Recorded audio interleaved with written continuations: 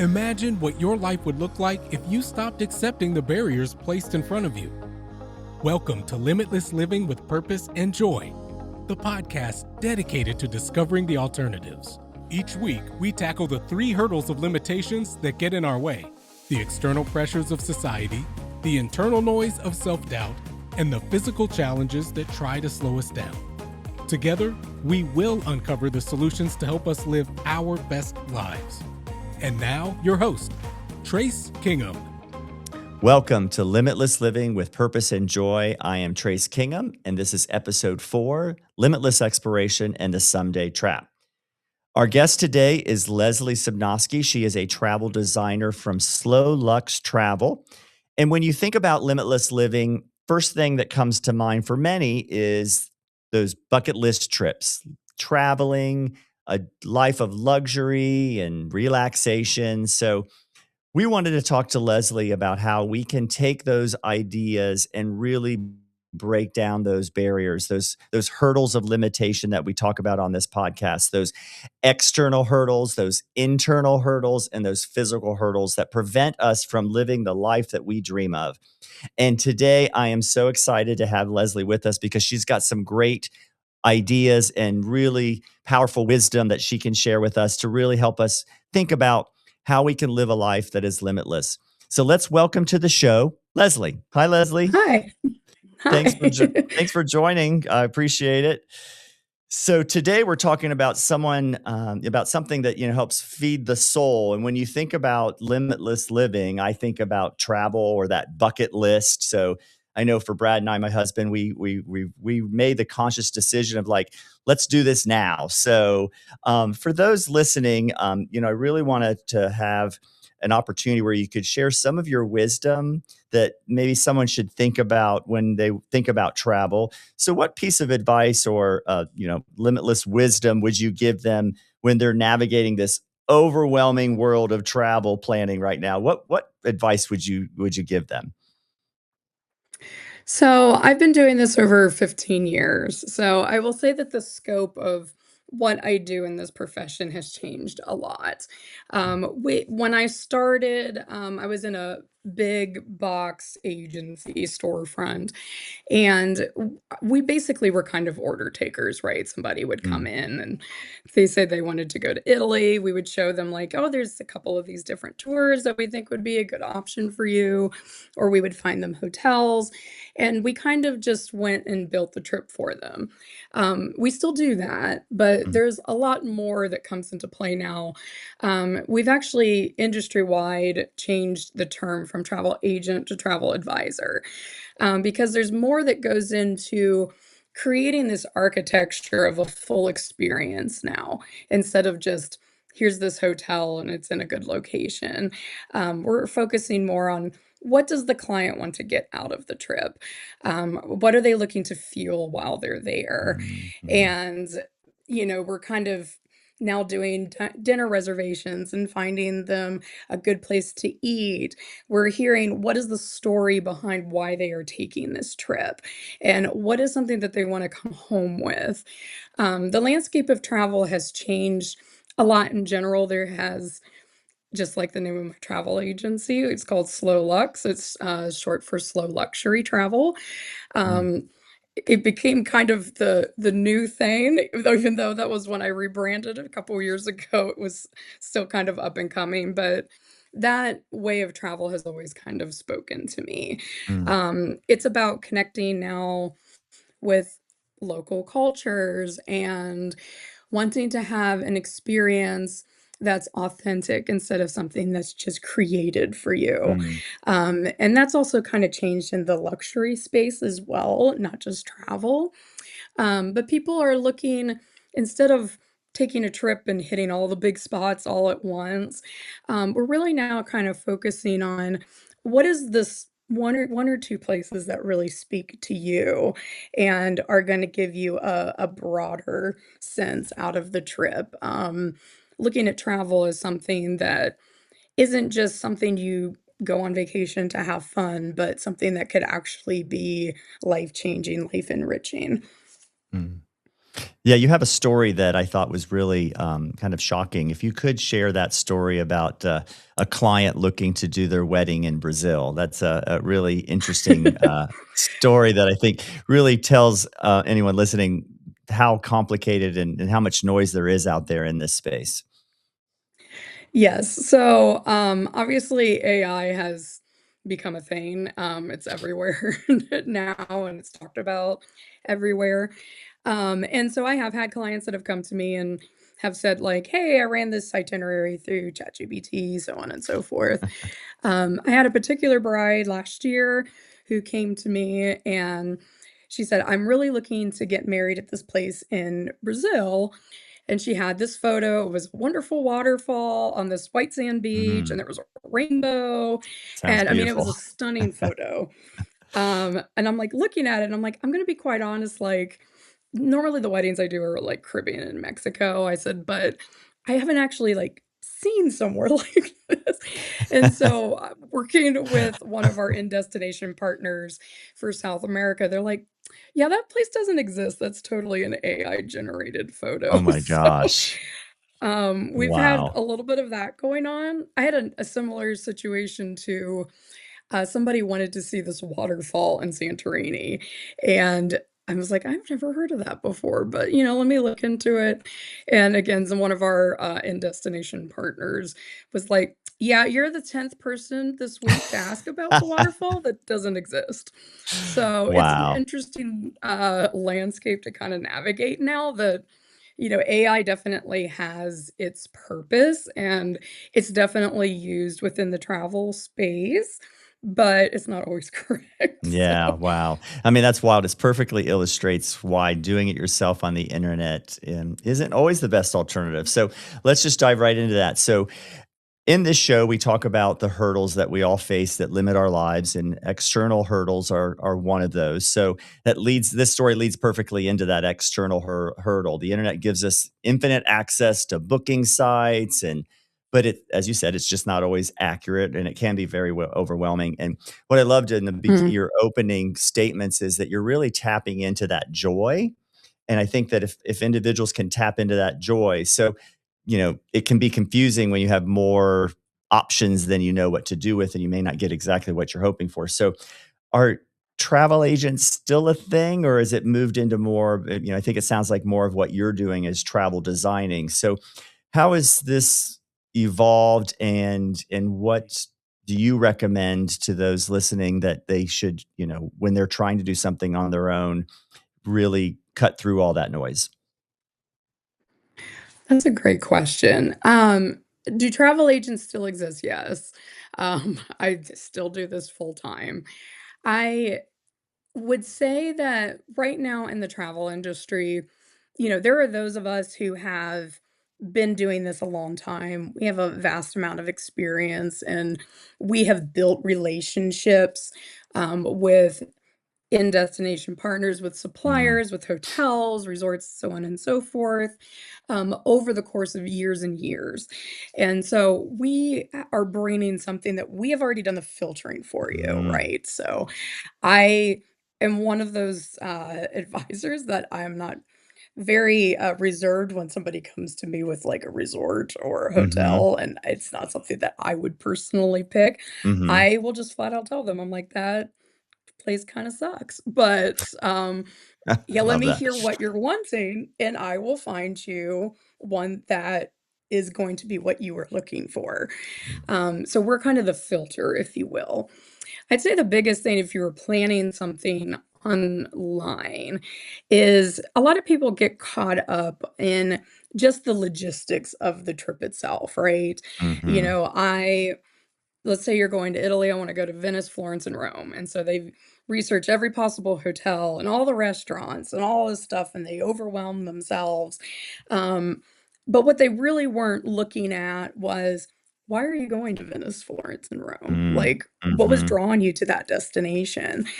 And sometimes I've had conversations with clients where you find out that what they were looking for isn't gonna be found in Venice, mhm, Florence, and Rome. Where they really wanna go is, to Sicily and Sardinia. They want something different, and, there's people that have been to countries multiple times, and they're like, "I've done all the big ones, like, what else is there for me to see?" That's kinda something that we have become experts on, in looking at the trip as a whole instead of just, how do I book my rail tickets and stuff? Because a lot of times, like I said, people focus on the components, but they're not Mhm. looking at the bigger picture. And what makes a trip isn't necessarily the hotel, but the story the hotel is telling, as well That's good. as the experiences that you're having while you're staying in that city. Yeah, I'm an event planner for those that may not know listening, but so I've been doing that for 30 years, so I am guilty as charged. Logistics are my thing. I can do logistics and get the hotel and get the trains and get the cars, but, I think what we learned when working with you is that, it is you kinda had some great questions to make us think about, so you would know how to point us in the right direction, so, yeah, it's been a great experience, and I'm excited. We're going to Europe this year. We're going to Geneva, and you helped us through all of those things and asking the right questions, so, but yeah, I'm the one that'll get us there and get us to and from, no problem, but I really, it wasn't always exactly what I think I had hoped for. It was a little more daunting or exhausting or too many people, and I really wanted to be more relaxed. So yeah, it's really great, great advice to think. So, definitely travel is a limitless living component, but now there's those internal hurdles that we want to talk about. That that someday trap. Can you talk to us a little bit about why you believe and I'm with you. I totally believe that people tell themselves that they'll take that dream trip someday when the kids are older or when our bank account has a certain number in it, when the calendar clears, but you mentioned that, when we were talking to prepare for this, that waiting has a hidden cost. So what Mhm. happens when people put off their joy for too long? So, in working with clients over the years, I've had ones that maybe they take that trip to an all-inclusive every year with me, and they'll mention, "Someday, I would really like to go to Alaska, and I'd like to do the Alaskan cruise, and I wanna go into the see the interior and go to Fairbanks and do all the things." Mm, But maybe in a couple years, as they were waiting for someday, one of them gets ill or mm, one of them has an injury, and now they are not as physically fit as they once were.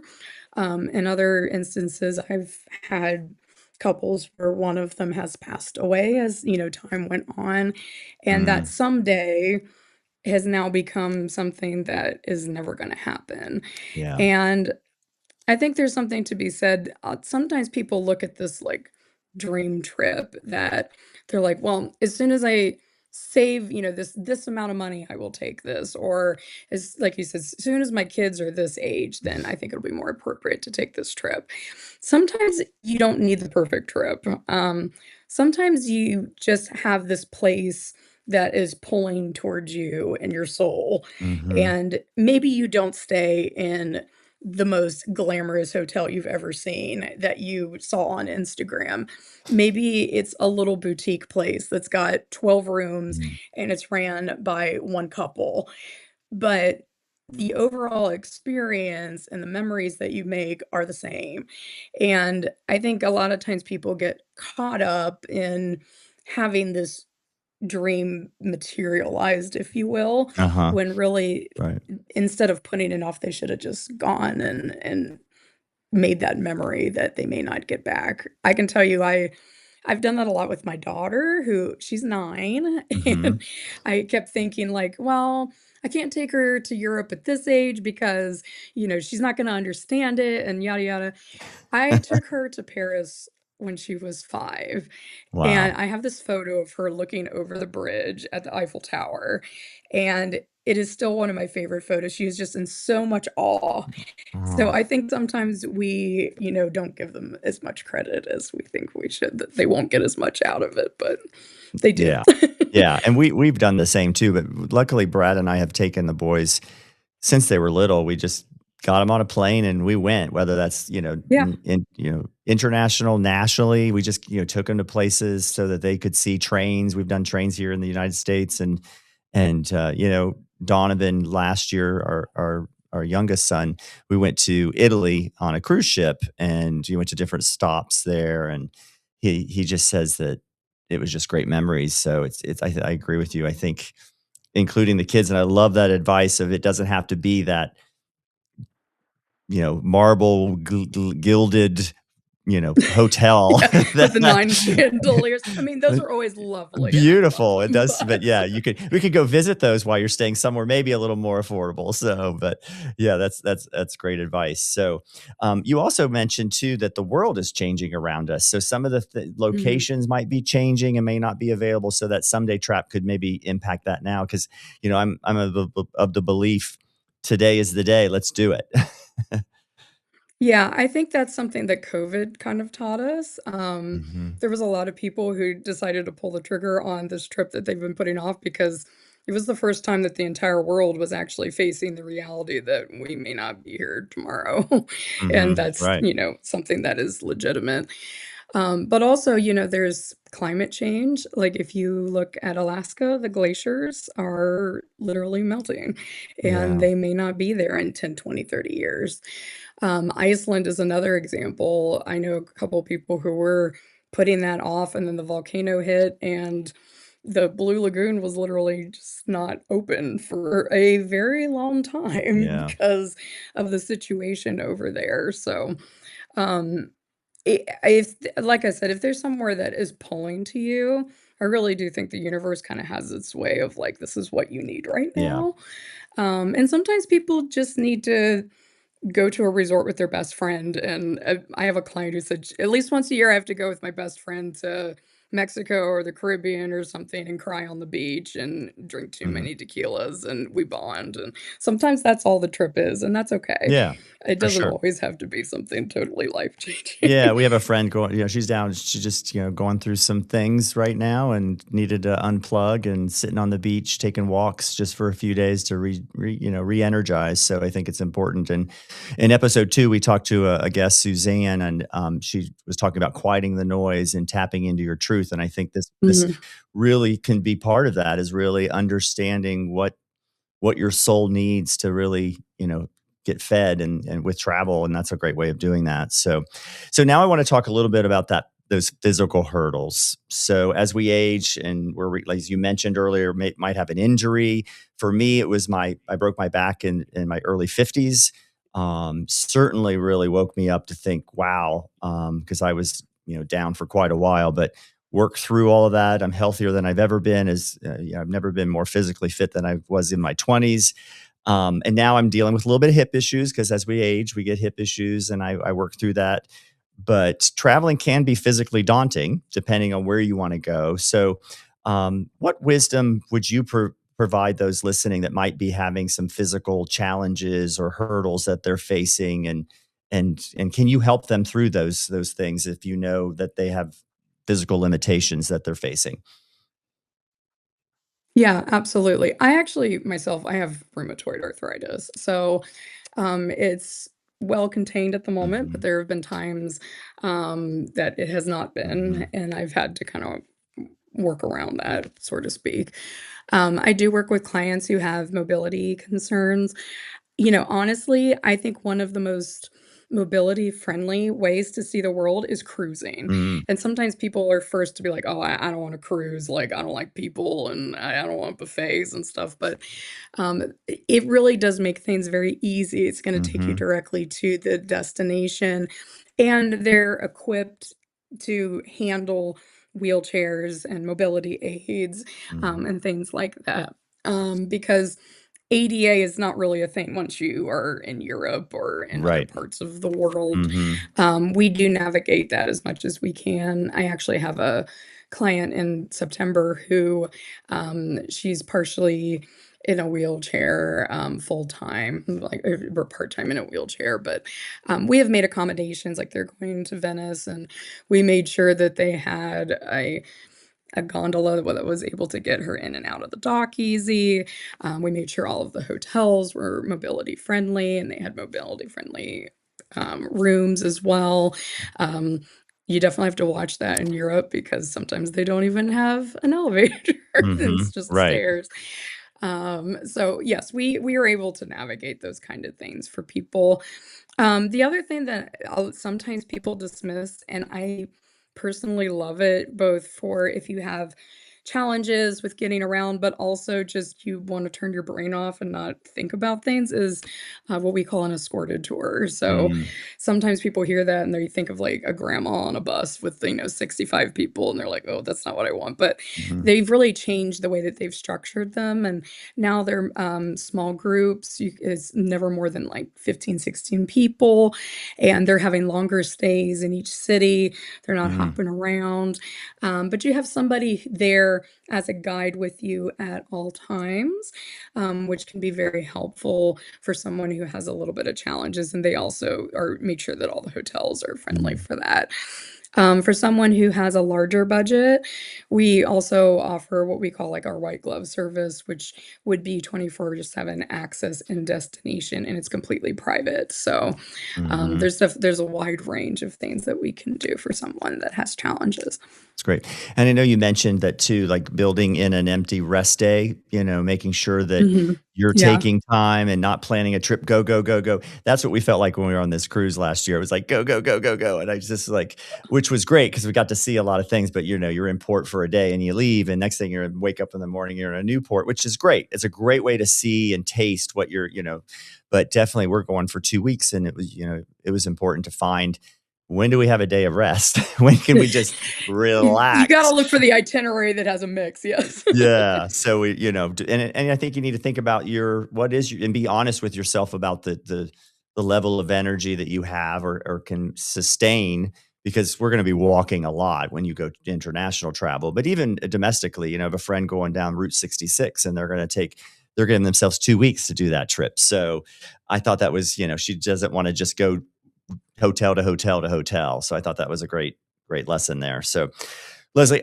this has been great. I think there's some great information for everyone. It's been inspiring and really getting folks to think about those someday trips and doing them right now. So before we wrap up, I'd love to ask you one last question. Of the show, as you know, is breaking those limits. So if you could give one piece of advice to a person that's listening right now who feels stuck, maybe they feel like their best life is out of reach, what is the first small step that they could take to reconnect with their joy? Oh, that's a good question. Quite honestly, um, I think one of the most life-changing things someone can do is take a trip on their own, by themselves, Mm, and it doesn't necessarily have to be something where you're running around all the time.